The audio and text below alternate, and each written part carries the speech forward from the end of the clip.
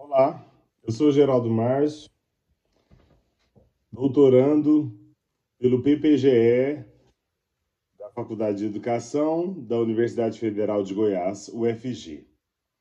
É uma honra poder participar da 12ª JVIPC, Educação, Atores e Instituições, promovidos na cidade de Porto, Portugal. Eu trago para essa comunicação o tema A origem do drama do barroco alemão e a condição de marginalidade expressa nas canções de Cazuza. Pois bem, no começo do texto, eu trago uma epígrafe, que é da música O Tempo Não Para, do compositor e cantor Cazuza. Ele diz: te chamam de ladrão, de bicha, maconheiro, transformam um país inteiro num puteiro, pois assim se ganha mais dinheiro. Nosso trabalho aborda a morte da ópera, declarada na origem do drama do barroco alemão por Walter Benjamin, e a condição de marginalidade expressa nas canções de Cazuza. A alegoria é retratada por Walter Benjamin conjuntamente com o drama barroco. São os personagens alegóricos e a fragmentação da linguagem juntamente com a ópera que simbolizam a decadência e a morte. Outro ponto a ser trabalhado é a passagem do drama barroco para a ópera e, consequentemente, a sua morte, ou, mais especificamente, do espírito dela. Benjamin parte da tensão fonética à banalidade. A crítica destrutiva nascente de um estilo que representa uma época extremamente apoiada em ciência matemática, para o gosto estético de outra época decadente. A decadência da tonalidade wagneriana. O simbolismo da morte perpassa a condição de marginalidade expressa nas canções de Cazuza. Não propomos aqui uma abordagem da literatura marginal, que trabalha com o subemprego, com os fatores que implicam na sobrevivência dos indivíduos, sem acesso ao cinema, ao discurso de cadeia ou de uma periferia repleta de problemas sociais. Este trabalho retrata uma literatura que representa tanto o universo da estética, filosofia da arte, quanto o universo de uma aristocracia, de um aristocrata, um burguês chamado Agenor de Miranda Araújo Neto, vulgo Cazuza. Poeta que fez das suas canções um grito de protesto para denunciar a juventude oprimida e sedenta por uma nova ideologia de sua época. A poesia de Cazuza denuncia o homem dentro de sua cultura, do seu cotidiano, sua revolta contra o sistema político vigente dos anos 80 aqui no Brasil. A marginalidade é também nosso objeto de estudo, principalmente na canção, na concepção de Giorgio Agamben, em sua definição de bandido, ou seja, o homem que é banido da sociedade, marginalizado. Monteverdi, em sua ópera Orfeu e Eurídice, compôs Tu sei morta, seguida de A caso acerbo, o que Walter Benjamin chamaria de exemplo significativo de drama, por seu teor dramático, incluindo o texto literário, projeção musical, visual e cênica. A parte mais dolorosa, triste, angustiante desse melodrama monteverdiano é aquela em que a mensageira anuncia a morte de Eurídice e logo após ela se mata. O coro anuncia como nas sinfonias pastorais o tal caso acerbo, pois é dele a função de informar a gente o que está acontecendo. E, geralmente, os anúncios do coro se dá por acontecimentos que envolvem a morte. A mensageira vestida de luto anuncia a morte, ou seja, a ausência do bem precioso que é a vida. Ela anuncia a verdade e depois disso não é digna de viver, pois o seu destino foi cumprido. E já não tem mais nada para fazer. Já o fez. Não se entenderá essas observações se não vive elas em seu mais íntimo ser, no ser do palco, do espetáculo e da encenação, na vida da personagem. Todas as leituras serão frívolas e vãs se não for artista verdadeiramente, se não se permitir a morte. Ainda observando o drama pastoral, observa-se na ópera La Callisto, de Francesco Cavalli, o tema do pastor que cuida das ovelhas ou das plantas medicinais. A canção Piante Ambrose é um exemplo do virtuosismo matemático que coloca a fala e o canto em seus devidos lugares.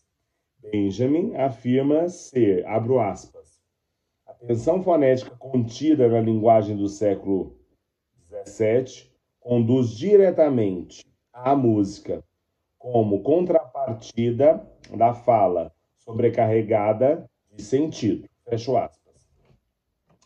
A contradição dos pensadores da linguagem do século XVII é evidente.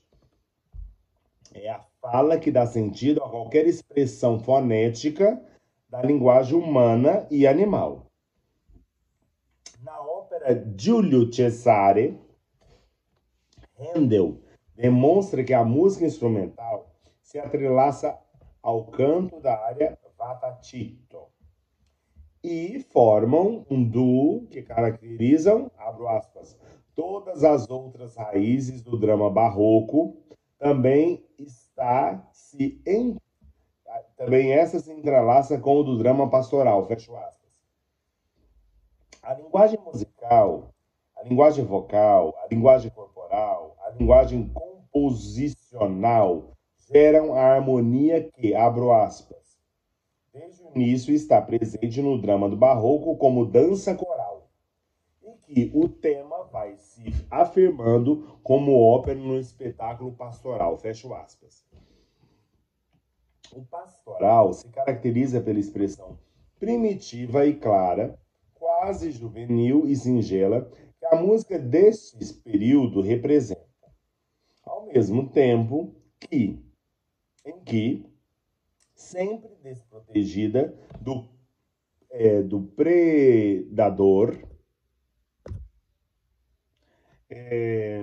a santidade e a inocência geram uma tensão. Essa se dá pelo encontro de todos os elementos da linguagem que juntos motivam uns aos outros a serem algo próprio e único. A palavra ópera é caracterizada por essa união: corpo, dança, voz, canto, vestimentas, adereço, sentimento, palavra, olhares, gestos, fala, suspiro, dores, alegrias, coros, lembranças, ar, vida, morte, enfim. A união, aquilo que caracteriza a conservação tanto da ópera quanto do espírito humano. E se assim podemos denominar união.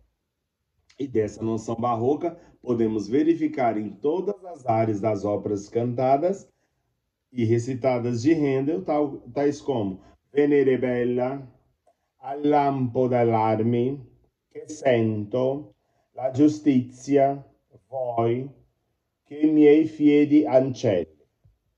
Benjamin, que, abro aspas, a paixão pelo orgânico, fecho aspas, da qual se tem falado para caracterizar o barroco visual, não pode ser facilmente identificada no barroco literário.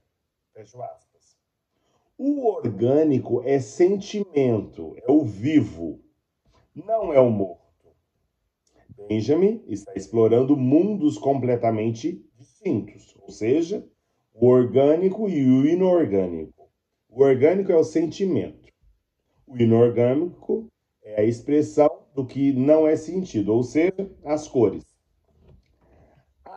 Abro aspas, paixão pelo orgânico, fecho aspas, caminha ao lado da, abro aspas, paixão pelo inorgânico, fecho aspas. O inorgânico é também expressivo. Ele é representado pelas cores, pelos vestidos, pelos sapatos, pelos cabelos. Purcell, na ópera Dido e Enéas, nos mostra a área Weila Hand, Belinda, cantado por Belinda.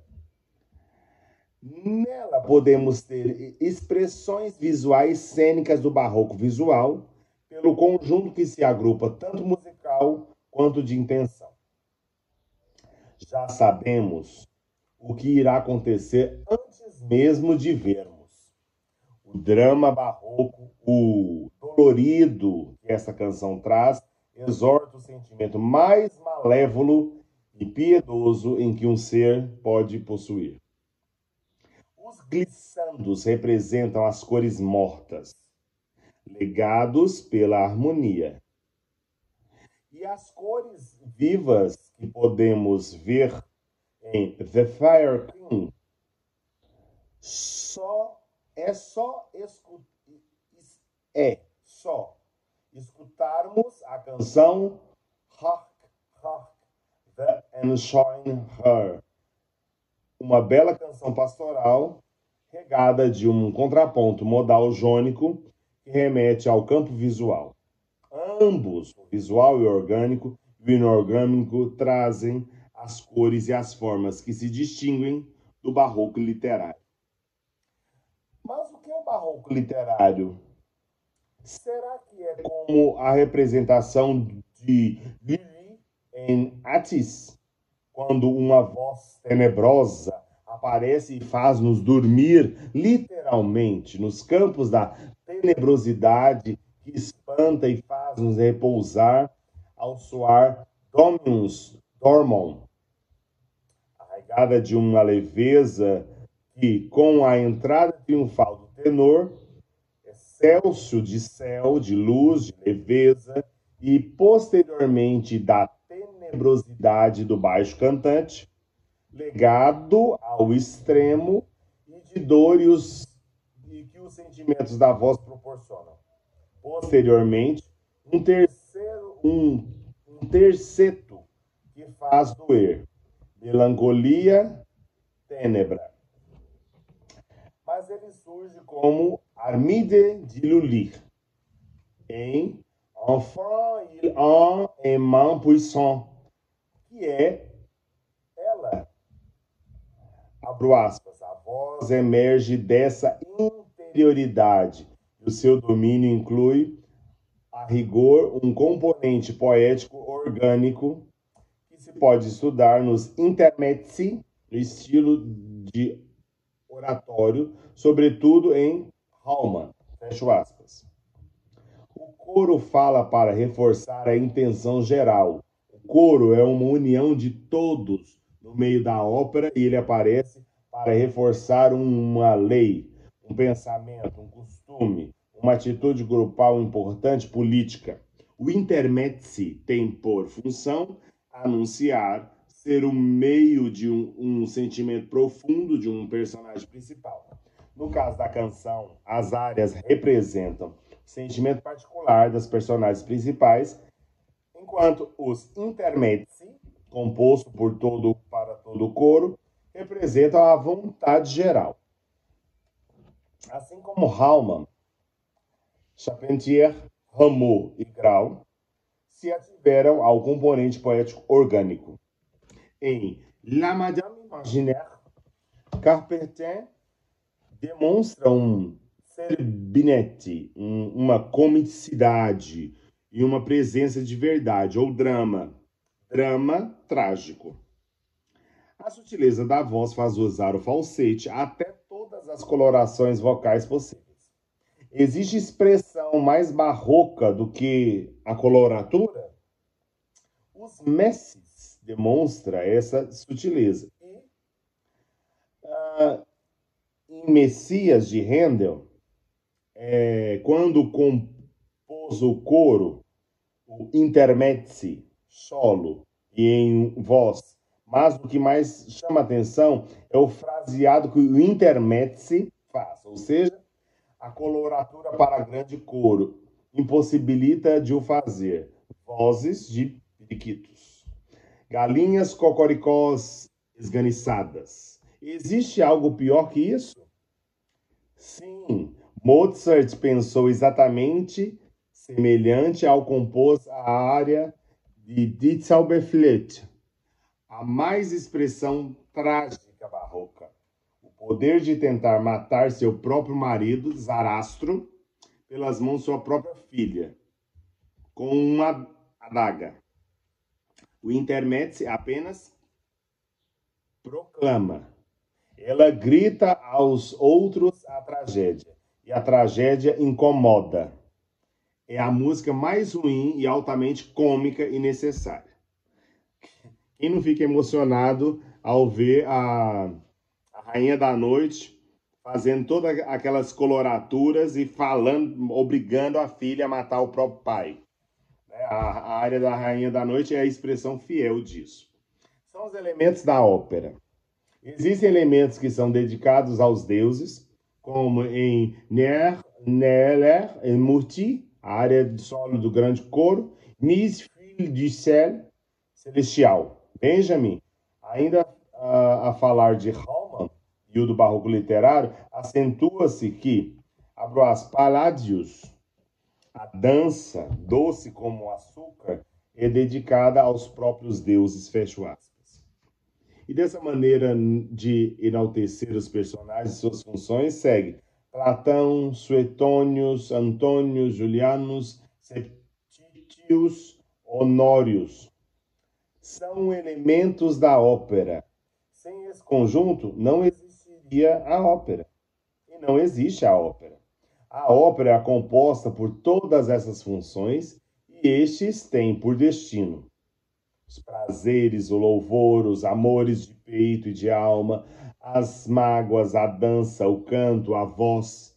O açúcar é doce e isso é a característica de sua condição. A condição de ser doce. A condição da donzela é vestir cores claras e ser doce, esperar seu príncipe e casar virgem. A condição do príncipe é ser cavaleiro, amar a donzela e lutar por seu amor. A condição do rei é proteger os seus súditos dos impostores. A condição dos impostores é roubar o rei de todo o reino e o de fazer intrigas e porções malignas. A condição da bruxa é fazer bruxaria. A condição do intermezzi é preparar para uma área que irá demonstrar todo o sentimento da personagem citados e de todos os outros que a literatura necessita para fazer dramas. O vestido longo dos padres demonstram a sua santidade. Por que são brancos? Pois tem que demonstrar a paz. Por que a cor da roupa da Carmen de Bizet é vermelha? Da personagem Carmen de Bizet é vermelha? Pois o amor é vermelho. Na linguagem barroca, Benjamin supõe que por razões estilísticas, as afirmações que geram costumes, cultura, pensamentos educacionais, eram ditas em coro. Formadoras de opiniões, essas personagens, abro aspas, falam pouco e por isso Grípios prefere ajudá-la no coro, conseguindo com isso importantes efeitos artísticos que não poderiam ter sido alcançados por diálogos naturalistas, fecho aspas. Mas todos eles estão, mesmo em coro, uniformizados. As roupas dos reis são diferentes das roupas dos súditos e isso é razão de diferença.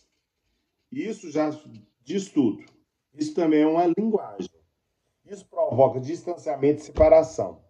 O que Benjamin entende ser diálogos naturalistas? talvez, a simplicidade do sentimento. Uma área é um sentimento particular. Aquele que expressa a dor que não se pode dizer, aquele que o outro não pode saber porque não se torne chacota. A voz do coro é o sentimento coletivo. Intimista, a área expressa o diálogo da sé, ou seja, o diálogo de si mesmo, consigo mesmo. Enquanto a fala do coro é pública. É um anúncio de verdade que tende a ser geral. Mas não estamos falando aqui da política. Esta é uma leitura que fazemos de Grypius, na citação de Benjamin. Certamente, uma divagação estética nossa. Segundo Benjamin, os, abro aspas, juízes, conspiradores e acólitos de Leo Armênios nos cortesãos de Catarina nas donzelas de Júlia. Fecho aspas. Podemos também citar, com a mesma intenção, na Rap de Anima e di Corpo di Cavalieri, Gloria sai a Dio e la mostra vita in terra, Schutz em seu oratório de Natal, mais especificamente em seu Tzirheit Hymn, reafirma a semelhança de Leo Armênios, pois apresenta, abro aspas, um outro impulso operístico que foi proporcionado pela abertura musical que precedia o espetáculo nas peças jesuísticas e dos protestantes. Fecho aspas. Alessandro Stradella também perpassa por esse drama barroco, na abertura de San Giovanni Battista, como excelsidade, apresenta Anco in ciel il bimbo Aurigia. Segue com o drama barroco La Giuditta, com a Sinfonia Bellica de Alessandro Scarlatti. Telemann, Handel, Haydn, Mendelssohn, Berlioz, Saint-Saëns, Camille Saint-Saëns, Franck são exemplos de compositores que, dotados do impulso operístico e do drama barroco, proporcionam às suas obras a melancolia, a dor, o sofrimento, a tonalidade menor, dolorida, lenta, difícil e altamente sentimental. Legadíssima, podemos ver este exemplo em Saint-Mir sei Saint, em Gerrenstein, de Telemann, e na ópera Der Tag del Gerecht. Mudanças significativas que levaram o drama barroco a tornar em ópera. Benjamin afirma que, abro aspas, os interlúdios coreográficos e os estilos da intriga que unem um sentido mais profundo podemos chamar de coreográfico, contribuem para esse desenvolvimento que no final do século culminou na dissolução do drama barroco na ópera. Fecho aspas. O recitativo passa a integrar o texto de toda a música. O que conta no recitativo torna-se área. A história é narrada com uma nova face. Os longos recitativos são trocados por áreas, que assim como eles são extensas, mas que são mais sentimentais e não são muito próximas à fala. Em Judas Macabeus, né, o recitativo I Feel the Death Within segue pela ópera Arm, Arm, I Brave, que é a expressão da mudança significativa do recitativo barroco para a ópera, em defesa da religião, da política e da nação. Certamente é uma questão de gosto. Alguns preferem a voz falada, a cantada, e às vezes não se entende pela dicção falha dos maus cantores o que se pronuncia. Há um afastamento gigantesco da voz falada para a voz cantada. O véu palatino esconde e obscurece, ou seja, melancoliza a sonoridade que a boca pode, com o auxílio dos ressonadores, fazer sair. Handel, em Judas Macabeus, demonstra isso no coro Father of Heaven. A mistura do recitativo cantabile, um grande coro dramático, santíssimo, barroco pela expressão sonora, contrapontista. Benjamin, bem que poderia ter comparado os oratórios, as cantatas, as paixões de Bach com a obra total. A mesma obra total que Nietzsche assume no Nascimento da Tragédia. Nietzsche, fascinado por Wagner e por toda a mitologia grega, Nietzsche tinha o objetivo de acordo com Wagner, abro aspas, distinguir convenientemente a obra de arte total wagneriana, trágica, da ópera frívola que se preparava no barroco, fecho aspas. Isso é frivolidade. Acreditar que Wagner teria salvado o mundo. Wagner deu continuidade à tradição e à ópera que o precedera.